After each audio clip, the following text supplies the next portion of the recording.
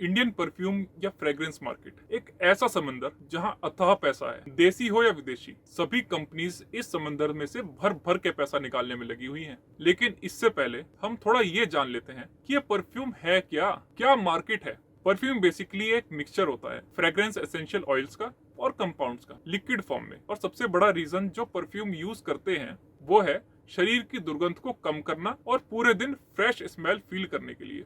वैसे आपने देखा होगा लोग बिना नहाए भी डिओड्रेंट लगा के बाहर चले जाते हैं, बस यही पर्पस है परफ्यूम मार्केट। तो जी ये एस्टिमेट लगाया गया है कि इंडिया की परफ्यूम मार्केट 15.23% के CAGR से 2022 से 2027 तक ग्रो कर जाएगी। मतलब 2027 तक ये 11,024 करोड़ की मार्केट हो जाएगी। तो अभी हम बात करने वाले हैं एक ऐसे इंडियन प्लेयर की जिसने मार्केट में आके अपने कंपेटिटर्स की नींदें उड़ा रखी है। जी हम बात करने वाले हैं फॉग की। फॉग के मार्केट में आने से पहले इंडिया में पूरा जोर था डिओड्रेंट्स का, वही गैस वाले डिओड्रेंट्स जिसमें एक्स का डिओड्रेंट बहुत पॉपुलर था और सबसे ज्यादा मार्केट शेयर भी एक्स के पास ही था। और एक्स के अलावा मार्केट में और भी प्लेयर्स थे जैसे Set Wet, park Avenue, wild stone, Nivea और भी बहुत से। और ये जो डिओड्रेंट्स बनाने वाली कंपनीज थी ये मेजरली टारगेट करती थी मेल्स को, लड़कों को। हालांकि इसमें ऐसा कुछ भी नहीं था कि डिओड्रेंट सिर्फ लड़के ही लगा सकते हैं। Misconception to reality. Actually deodorant क्या था? एक परफ्यूम ही तो था जिसके डिब्बे में गैस भरी हुई थी। लेकिन ये कंपनीज डिओड्रेंट को मार्केट में पोजीशन ही बिल्कुल अलग तरीके से करती थी। ये डिओड्रेंट्स को पर्सनल ग्रूमिंग प्रोडक्ट की जगह एक सेंसुअल प्रोडक्ट की तरह मार्केट करती थी, जिसे मेंस यूज करते हैं विमेंस को अट्रैक्ट करने के लिए। और आपने एक्स डिओड्रेंट के एडवर्टीजमेंट भी देखे होंगे जिसमें जब एक लड़का एक्स का डिओड्रेंट लगाता है तो लड़कियां उसके पीछे भागने लगती है। ऐसे ही सेटवेट भी इसी मार्केट स्ट्रेटजी को फॉलो कर रहा था और अपनी टैगलाइन लेकर चल रहा था, सेटवेट वेरी वेरी सेक्सी। और ऐसे ही वाइल्ड स्टोन जिसकी टैगलाइन भी वाइल्ड बाय नेचर। और कई बार ऐसे एड्स की वजह से कंट्रोवर्सी भी क्रिएट हुई कि ये एड सोसाइटी में सेक्सुअलिटी एंड इनडिसेंट बिहेवियर को प्रमोट करते हैं। लेकिन फिर भी इन कंपनीज ने अपने एड्स बंद नहीं किए। एक्चुअली इन कंपनीज ने कस्टमर के प्रैक्टिकल बेनिफिट्स पर कभी ध्यान ही नहीं दिया था। ये सिर्फ इमोशनल बेनिफिट्स को लेकर ही अपनी मार्केटिंग कर रहे थे और अपनी सेल्स बढ़ाए जा रहे थे। तो जी यहाँ से एंट्री होती है हमारी कहानी के हीरो मिस्टर दर्शन पटेल, जो विनी कॉस्मेटिक जिसका ब्रांड है फॉग, उसके फाउंडर एंड CEO हैं। इन्होंने अपनी ग्रेजुएशन केमिस्ट्री से की हुई थी। इनका एक फैमिली बिजनेस जिसे इन्होंने 1985 में ज्वाइन किया था जिसका नाम था पारस फार्मा। इन्होंने पारस फार्मा में काम करते हुए कई आइकॉनिक प्रोडक्ट मार्केट को दिए जैसे Moov, Crack cream, Itch Guard, Dermicool and D Cold. इनका पारस फार्मा में कंट्रीब्यूशन क्या था इसका अंदाजा इस बात से भी लगाया जा सकता है कि जब 1985 में इन्होंने पारस फार्मा ज्वाइन की थी तब उसका टर्नओवर था 50 लाख। लेकिन 1999 में उसका टर्नओवर हो गया था 100 करोड़ रुपए। लेकिन 2006 में इनके कुछ फैमिली डिस्प्यूट्स की वजह से इन्हें पारस फार्मा के अपने शेयर्स बेचने पड़े और ये तीनों भाई दर्शन पटेल, गिरीश पटेल और देवेंद्र पटेल अलग हो गए। फिर दर्शन पटेल ने 2009 में विनी कॉस्मेटिक्स की शुरुआत की और इन्होंने मार्केट में अपनी कंपनी का एक परफ्यूम लॉन्च किया, ये सोचकर कि इस परफ्यूम की स्मेल बहुत अच्छी है और इस स्मेल के बेस पर ही लोग इसे हाथों हाथ खरीद लेंगे। लेकिन लॉन्च करने के 1 साल के बाद तक इनकी कंपनी का परफ्यूम कुछ खास बिका नहीं। फिर ये समझ गए सिर्फ स्मेल के बेस पर तो इनका परफ्यूम नहीं बिकने वाला, इन्हें इसकी मार्केटिंग भी करनी पड़ेगी। मतलब इन्होंने प्रॉब्लम को समझ लिया था और प्रॉब्लम को जानते हुए अब ये उस प्रॉब्लम के सॉल्यूशन के साथ आए। फिर 2011 में इन्होंने फॉग परफ्यूम लॉन्च किया एक मार्केटिंग कैंपेन के साथ जिसका फोकस रहता था कि लोगों को इनके प्रोडक्ट के फंक्शनल बेनिफिट्स बताए जाएं, जैसे no gas no wastage deodorant, जो क्लेम करते हैं 800 sprays for average 100 ml bottle. एक 100 ml की बोतल के अंदर आपको 800 स्प्रेज मिलेंगे और इससे पहले ऐसा किसी भी डिओड्रेंट या परफ्यूम कंपनी ने क्लेम नहीं किया था। एक्चुअली फॉग ने फोकस किया था लोगों के प्रैक्टिकल बेनिफिट्स पर, लेकिन बाकी कंपनीज फोकस कर रही थी इमोशनल बेनिफिट्स पर। एक्चुअली जब इन्होंने फॉग लॉन्च करने से पहले मार्केट रिसर्च की थी और उसमें ये पता चला था कि लोग जो डिओड्रेंट्स यूज करते हैं वो बहुत जल्दी खत्म हो जाते हैं। सेकंड, जहां बाकी कंपनीज सेंसुअल और सेक्सुअल एडवर्टीजमेंट चलाती थी, वहीं फॉग ने सिंपल और आम जिंदगी में यूज होने वाली बातों को अपने एड्स में यूज करके लोगों के दिलों में और जुबान पर बहुत जल्दी जगह बना ली। जैसे नो गैस नो परफ्यूम। और क्या चल रहा है? फॉग चल रहा है। और क्या चाहिए? 4 P's ऑफ फॉग। तो क्या है वो 4 P's जिस पे काम करके दर्शन पटेल जी ने फॉग को लॉन्च किया और पूरी डिओड्रेंट मार्केट को हिला कर रख दिया?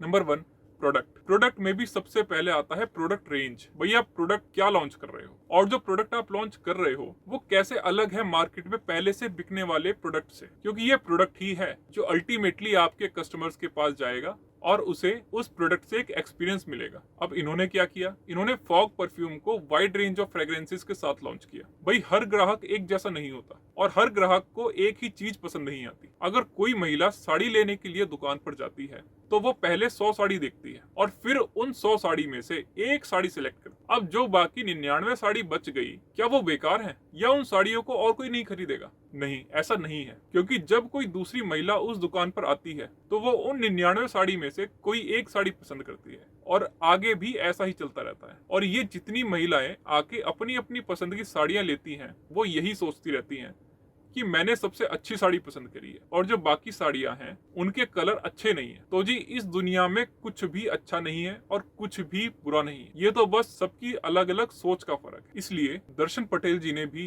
सिर्फ एक ही फ्रेग्रेंस वाला डिओड्रेंट नहीं निकाला, इन्होंने फॉग की अलग अलग फ्रेग्रेंस के साथ पूरी रेंज निकाल दी जिससे हर इंसान को अपनी पसंद की फ्रेग्रेंस वाला परफ्यूम मिल जाए। इन्होंने सिर्फ प्रोडक्ट पर ही ध्यान नहीं दिया, इन्होंने एक और बात पर ध्यान दिया, वो थी पैकेजिंग। इन्होंने फॉग की पैकेजिंग इस तरह कराई जिससे लोगों को दूर से ही देखने में पता चल जाए कि वो फॉग का परफ्यूम रखा है। इसका मतलब ये नहीं कि सिर्फ फॉन्ट बड़ा रखने से या बॉटल के ऊपर बड़ा बड़ा फॉग लिख देने से काम चल गया। एक्चुअली ये इस पे भी डिपेंड करता है कि आप कलर कॉम्बिनेशन कौन से यूज कर रहे हो। एक्चुअली जब आप किसी फॉग परफ्यूम की बॉटल देखोगे तो आप देखोगे कि उस पर फॉग जो लिखा हुआ है वो तो ऑफ वाइट या वाइट कलर से लिखा हुआ है, लेकिन उसका जो बैकग्राउंड कलर है या जो बॉटल का कलर है वो हाई कंट्रास्ट वाला कलर है, जैसे रेड, ब्लू, ब्लैक, जिससे ये बॉटल दूर से ही रखी दिख जाती है। और फिर बात आती है लग्जरी फील कराने की। हम जो फॉन्ट यूज करते हैं या जो हमारा ट्रेडमार्क होता है या लोगो होता है उसकी अपनी बहुत इंपॉर्टेंस होती है। आप जब फॉग के परफ्यूम की बोतल पे फॉग लिखा देखेंगे और उसका फॉन्ट देखेंगे और लोगो देखेंगे, आपको पता चलेगा उस पे एक लग्जरी फैक्टर भी है। Number 2, price. इंडिया में 140 करोड़ लोग हैं और हम अगर ये माने कि इसका 20% ही एक ऐसा एज ग्रुप है जो आपके प्रोडक्ट यूज कर सकता है, पर इसका मतलब ये नहीं कि मैं उन 20% लोगों को अपने परफ्यूम की बोतल 2000 रुपए की बेचने चला जाऊं। आपको अपना प्रोडक्ट तो समझना ही है, साथ में आपको अपना टारगेट कस्टमर भी समझना है, उसका बाइंग पोटेंशियल भी समझना है। आपको ये भी समझना है कि कोई आपके प्रोडक्ट के कितने पैसे दे सकता है या देना चाहता है। इसलिए right product for right people at right price. अब इंडियन कस्टमर परफ्यूम के लिए 200 रुपए से 500 रुपए और ज्यादा से ज्यादा 1000 रुपए इससे ज्यादा पे नहीं करेगा। ये बात दर्शन पटेल जी को पूरी मार्केट रिसर्च करने के बाद समझ आ गई थी, इसलिए इन्होंने अपने परफ्यूम के प्राइस 170 रुपए ही रखे और आज भी आपको इनका प्रोडक्ट 200 या 250 रुपए का मिल जाएगा। Third, place, intensive distribution network. भाई आपने प्रोडक्ट तो बना लिया, उसके प्राइस भी मार्केट के हिसाब से रख दिए, लेकिन जब तक वो लोगों के सामने जाएगा नहीं तो बिकेगा कैसे? इसलिए अपने प्रोडक्ट को लोगों के रीच तक लेके जाओ। दर्शन पटेल जी ने भी इस बात पर पूरा ध्यान दिया कि मेरा परफ्यूम हर सुपरमार्केट, स्टोर, दुकान, हर जगह अवेलेबल होना चाहिए, क्योंकि आप खाना कितना भी अच्छा बना लो लेकिन अगर वो किसी के सामने पहुंचेगा ही नहीं तो वो खाएगा कैसे? इसलिए आपको अपने प्रोडक्ट के डिस्ट्रीब्यूशन नेटवर्क पर बहुत ध्यान देना चाहिए, क्योंकि ये डिस्ट्रीब्यूशन नेटवर्क ही है जो कुछ घंटों में ही आपके प्रोडक्ट को पूरे शहर में फैला सकता है। वरना अगर आप खुद 1000 रिटेलर्स को अपना माल देकर आओगे और उससे पहले उनसे मीटिंग करके आओगे तो आपको 1000 रिटेलर तक माल पहुंचाने में ही 2-3 साल लग जाएंगे। Number 4, promotions. और भाई क्या चल रहा है? फॉग चल रहा है। नहीं, और क्या चल रहा है?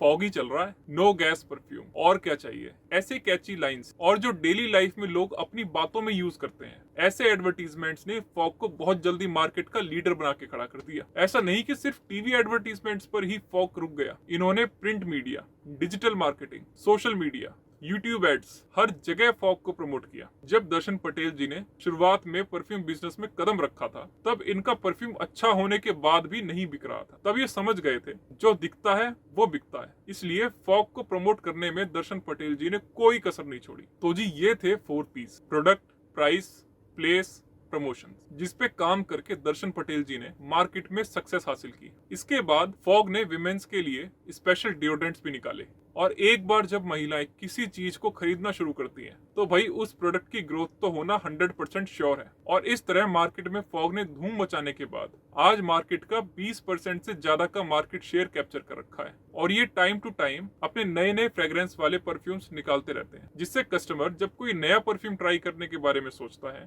तो वो घूम फिर कर फिर से फॉग का ही कोई नई फ्रेग्रेंस वाला परफ्यूम खरीद कर लाता है। रिस्क भले ही विनी कॉस्मेटिक का फॉग मार्केट में बहुत अच्छा कर रहा है, भले ही ये मार्केट में और लोगों के दिलों में अपनी जगह बना चुके हैं, लेकिन दर्शन पटेल जी की सबसे बड़ी प्रॉब्लम ये है कि उनकी कंपनी का सिर्फ एक ही प्रोडक्ट है फॉग, जो उनकी कंपनी के टोटल टर्नओवर का 80% कंट्रीब्यूट करता है। मतलब अगर किसी वजह से फॉग की सेल डाउन होती है तो कंपनी का टोटल टर्नओवर भी डाउन हो जाएगा। इसीलिए विनी कॉस्मेटिक्स को बहुत जल्दी ही कोई दूसरा प्रोडक्ट भी डेवलप करना होगा और मार्केट में लॉन्च करके उसको हिट कराना होगा। तो जी, फॉग बिजनेस जर्नी से हमने क्या सीखा? बिजनेस शुरू करने का मतलब ये नहीं है कि कुछ भी उठाकर बेचना शुरू कर दो। एक्चुअली आपको पहले मार्केट को समझना पड़ेगा कि मार्केट में आपके जैसे प्रोडक्ट बनाने वाले कौन कौन से प्लेयर हैं, उनकी क्या स्ट्रेटजी रहती है अपने प्रोडक्ट को बेचने के लिए। आपके कंपेटिटर्स ऐसा क्या नहीं कर रहे हैं जो उनका कस्टमर उनसे एक्सपेक्ट करता है पर वो उन्हें नहीं दे पा रहे हैं। तो वो जो भी चीज है जो वो नहीं कर रहे हैं अपने कस्टमर्स के लिए,